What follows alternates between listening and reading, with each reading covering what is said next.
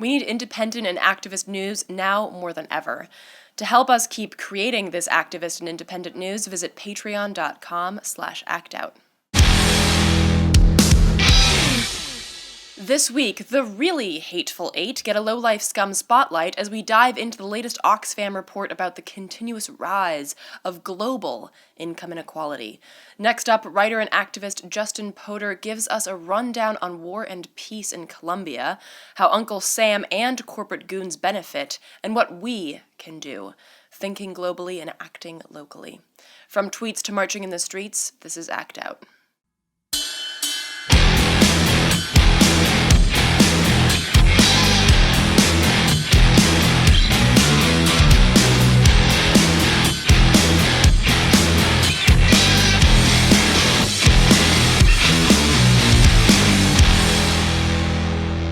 Welcome to Act Out. I'm Eleanor Goldfield, and this is your tipping point. We are the 99%. These words, made famous by Occupy Wall Street, helped bring new attention to the problem of systemic inequality. That chant isn't just some hyperbole made up by hippies, however. It's backed by actual economic truth. Facts as opposed to alternative facts. According to Credit Suisse in their 2015 Global Wealth Report, the lower half of the global population collectively own less than 1% of global wealth, while the richest 10% of adults own 88%, and the top 1% account for half of all the assets in the world. Half of the assets on planet Earth. And now this latest report from Oxfam reveals that an already grim picture is actually even more dire. According to their research, the world's 8 richest men collectively possess more wealth than the poorest 50% of the world. That's right. 8 multi-billionaires have as much money as about 3 billion people, 370 million of the world's poor. Welcome to this week's Fucked Fact. Before we name and shame these 8 filthy rich fucks, let's share some fucked facts about global poverty today.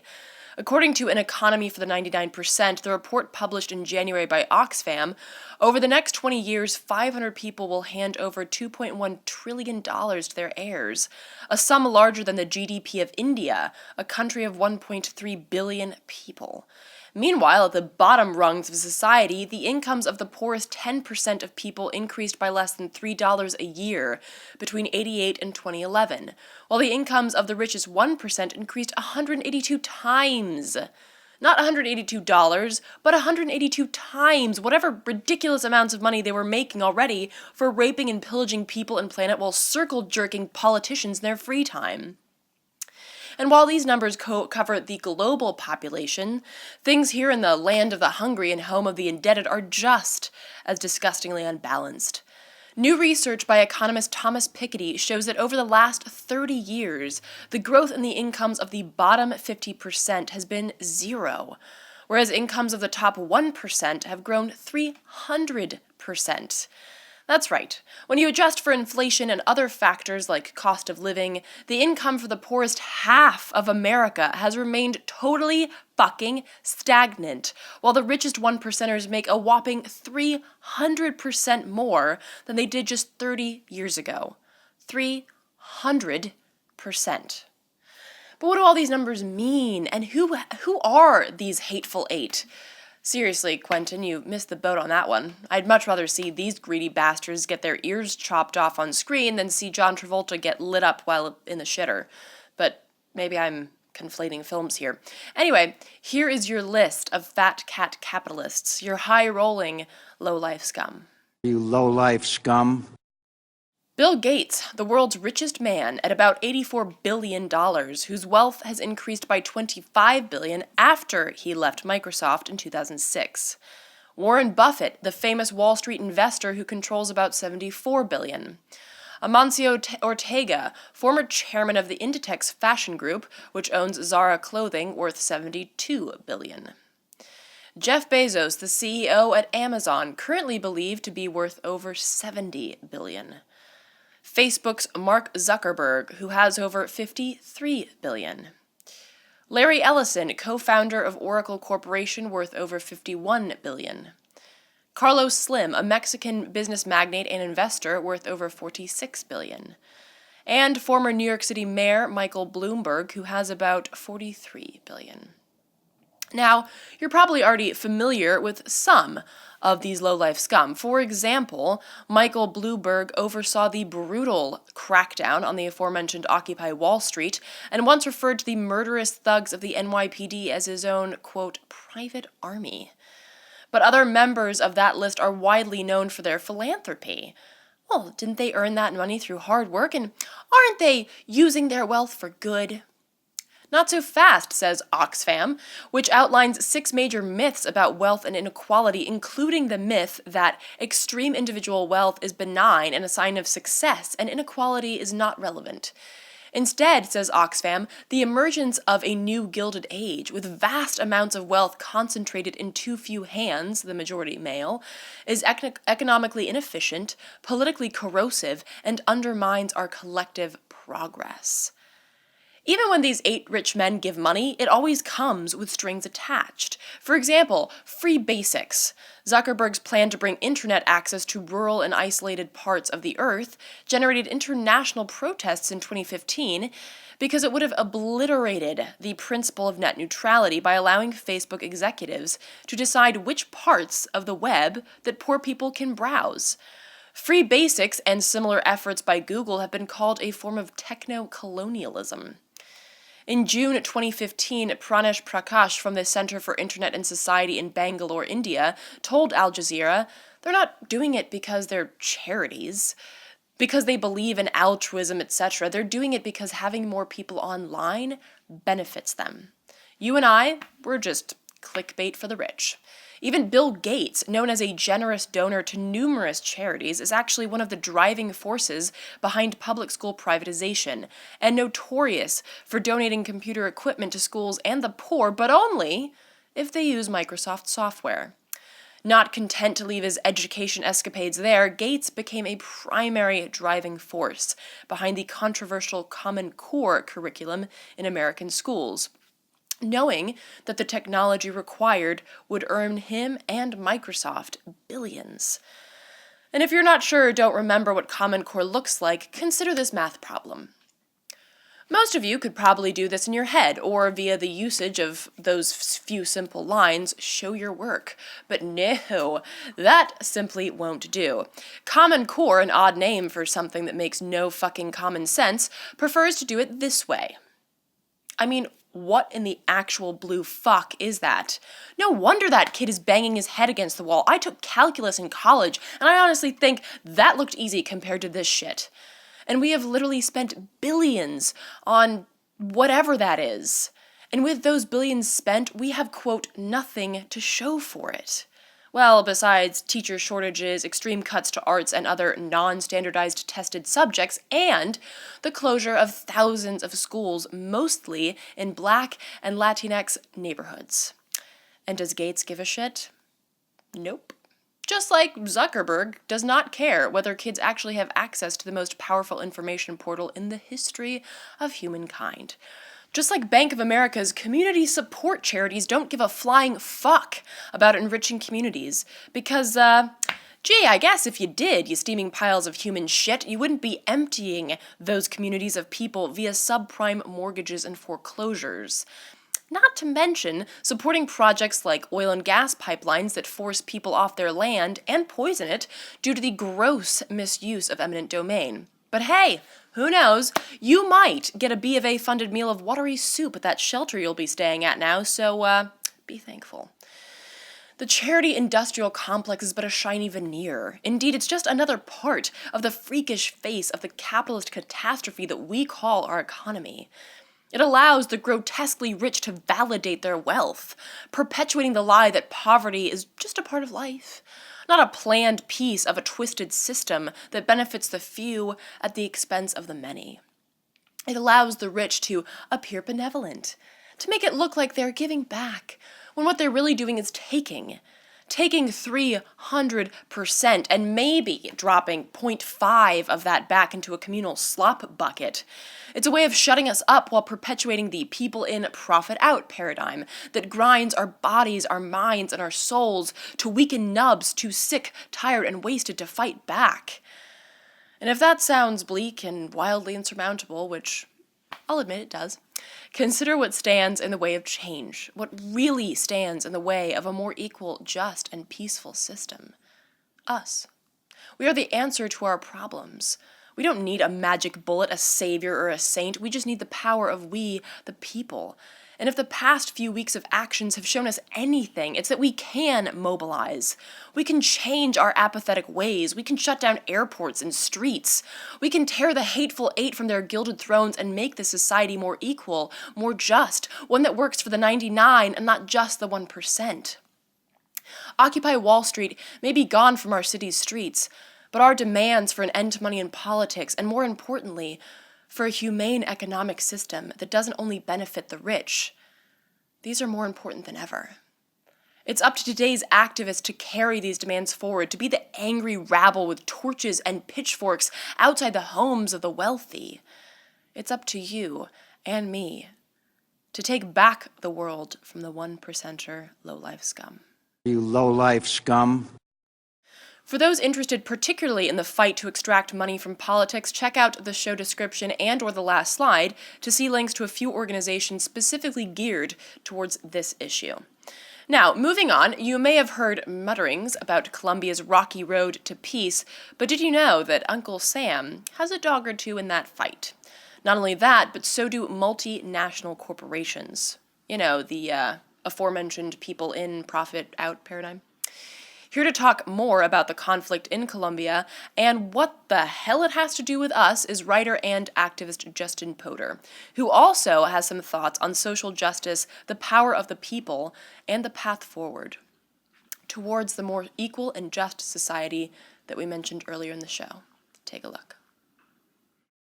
The peace agreement between the Fuerzas Armadas Revolucionarias de Colombia, the FARC, and the government has been ratified in Congress. They approved they approved the fast track so that they can make the legislative changes they need to enact the various pieces of the peace accords that were ratified in Colombian legislation. As the process with the FARC is now is in the implementation phase. There's also the Colombia's second guerrilla group, a smaller group than the FARC, the Ejército de Liberación Nacional, the ELN, and they're signaling the start of a peace process there, and the FARC peace process went on for 4+ years. Arguably, it's been going on for decades because there's a peace process and it breaks down, but this one really looks different to people who have studied the history.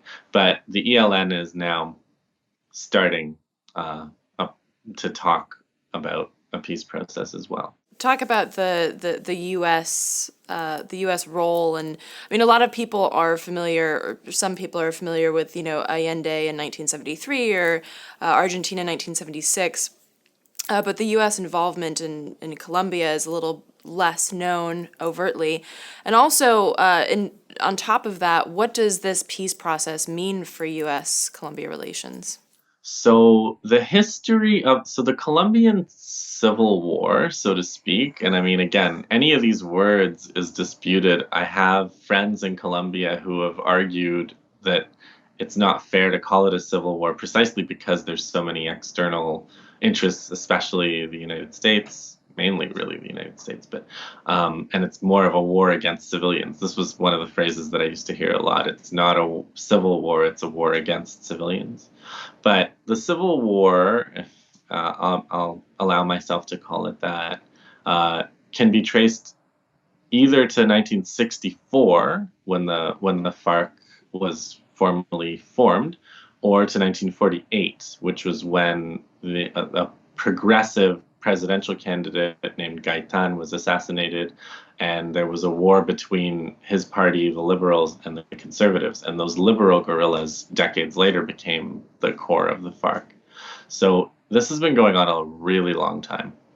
And the strategy that the United States adopted to deal with progressive challenges to the economic model of concentrated wealth and specifically in Colombia concentrated land, that peasants in Colombia were demanding land reform and changes to the way that the wealth was distributed, right? So, socialism, communism, communist parties were arising. The Cuban Revolution happened in 1959. There were armed struggles all in many, maybe most Latin American countries along those same lines as FARC and ELN. There were armed struggles in Venezuela and Guatemala and El Salvador, all over Brazil. And the U.S. response to this was one for which Colombia was a real model for the whole region, and the response had to do with the paramilitary strategy. In Colombia, in order to they managed to maintain a democratic parliamentary system with elections while simultaneously so it wasn't a military dictatorship ever, but at the same time they sent these armed forces into the countryside to crush the rebels and to attack peasants and to terrorize them. And these forces did the same thing in the cities. They attacked union leaders and women's groups and anybody that was seeking kind of progressive change in the cities. And that these were not formally part of the army, but everybody knows and understands that they are armed and trained and interactive with the army. And so the paramilitarism was the U.S. contribution to this conflict.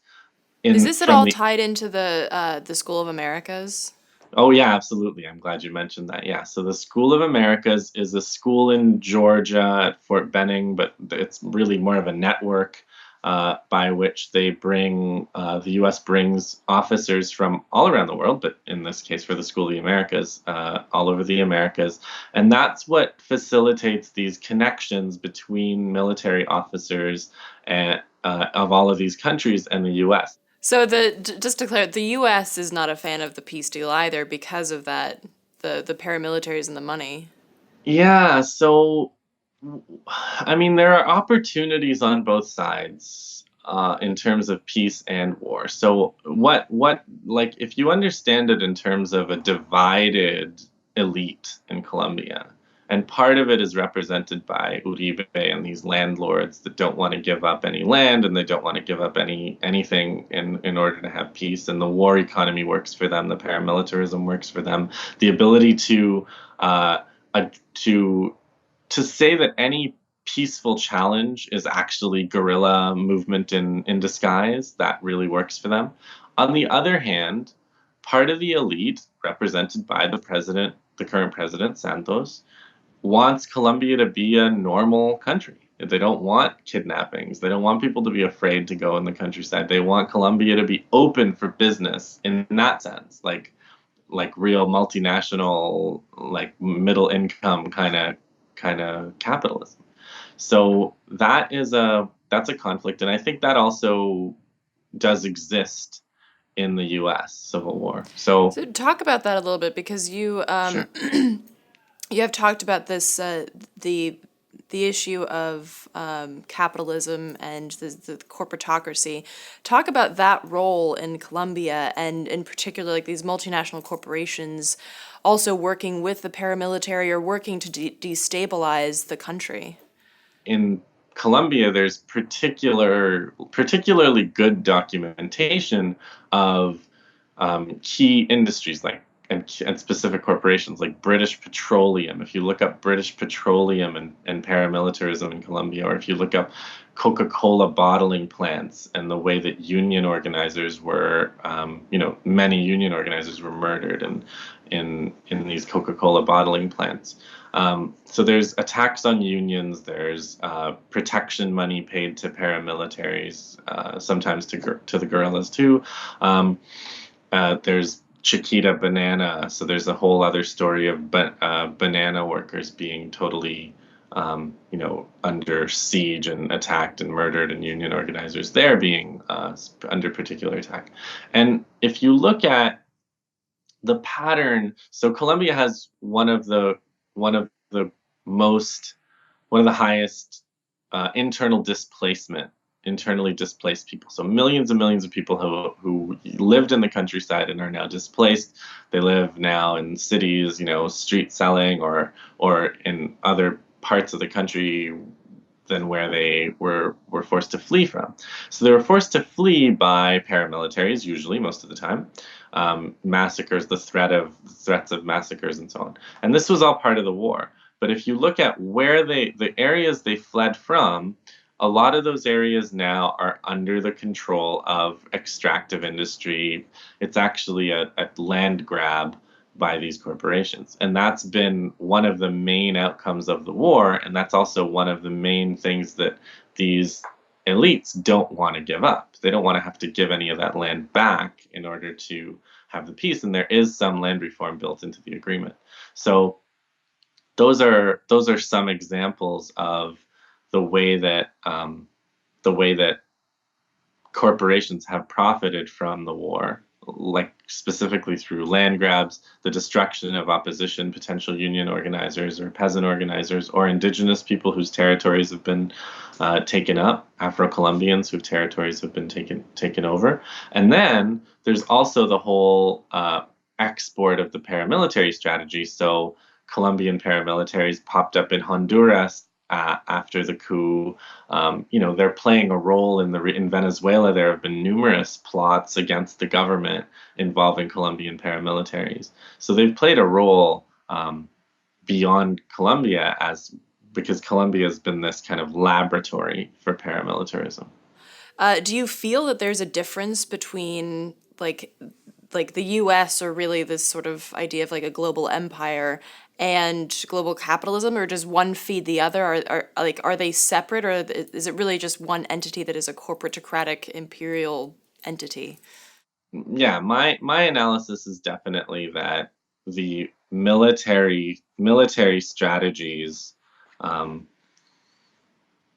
uh, are are employed to empower those that are already the wealthiest and most powerful. And that actually, I think, is a big part of why the FARC ultimately decided to sign the peace agreement. And that's why the civil resistance or the social movements in Colombia were encouraging the idea of a negotiated peace, because their argument was, as long as we're a party to a war is always going to serve the other side. In this context that we live in, war is always going to serve the business and it's never going to serve the people. Going a little bit further with that, because I know that you wrote a book about the Zapatista movement, Demands of the Dead, and like in the context of your research, and particularly what we've seen in Colombia, or even in places like North Dakota, this sort of resistance by the indigenous, by the Yeah. poor, by the most at risk and the most oppressed. Hmm. What do you see, like, talk a little bit about these resistance movements and what we might also be able to learn from these indigenous or oppressed Hmm. movements? Yeah, exactly. So in Colombia, I learned a lot from the indigenous, one specific indigenous, I guess, in Canada we would call them a First Nation, but like the Nasa of Northern Cauca. And their struggle goes back to the 19th century, and they also had these conversations about whether to have an armed struggle or not. They had an armed group called the guerrillas of Manuel Quintin Lame, who was a figure from their own history in the 19th century. But so they had a guerrilla army armed struggle for a while. They stopped it because their reading of the conditions was that. And the Zapatistas are very similar, right? Like they were able to be so sophisticated in when they had when they used force, when they used the threat of force, and when they absolutely don't use force. And so it was kind of like the way the Zapatistas always put it is, we had the guns so that people would listen. When people are listening, we don't need them anymore. You include quotes on your site, and I think one of them in particular, as I was reading through, seemed very timely. by Arundhati Roy, fascism itself can only be turned away if all those who are outraged by it show a commitment to social justice that equals the intensity of their indignation. So finally, with that in mind, talk a little bit about like what we're, and not just we as Americans or U.S. citizens, but we as a people on this planet, we as the 99, what we're up against right now, and more about that path forward. So what I really liked about that was not Arundhati's emphasis on like commitment or conviction, but really the specific words social justice. Because what she's talking about there is what I understand it to be is like that commitment to, like you were saying, the 99, that commitment to the poor and the oppressed uh, has to be there in this kind of fight with fascism. And honestly, like when I saw what I see happening right now in the States, where like there's so many things that are in serious danger with Trump's election, and the fact that the Democratic leadership that should be the opposition to all this is focusing primarily on trying to start a war with Russia as their strategy is really, really disappointing. Don't trust Democrats, don't trust Yeah. Republicans, basically. That's what it is. For more on Justin's work, visit Podur.org. His site is a wealth of information on subjects ranging from Colombia and Venezuela to environmentalism to Israel, Palestine, and Middle East politics in general. His writing is not only highly insightful and content-rich, but it highlights the links between all of these issues, indeed between the various struggles of the 99%. So with that, we'll wrap up this week's Dose of Dissent. Thank you so much for watching. Please spread and share this with all of your friends, foes, and people you don't know. Check out the last slide to see all the sites mentioned in this week's show, and be sure to follow us on Twitter, Facebook, and subscribe on YouTube. From the Devil's Den, good night and act out. And real quick, to keep independent, non-corporatized media like this show going, donate at Occupy.com/donate. If you'd like to donate directly to Act Out, visit Patreon.com/actout.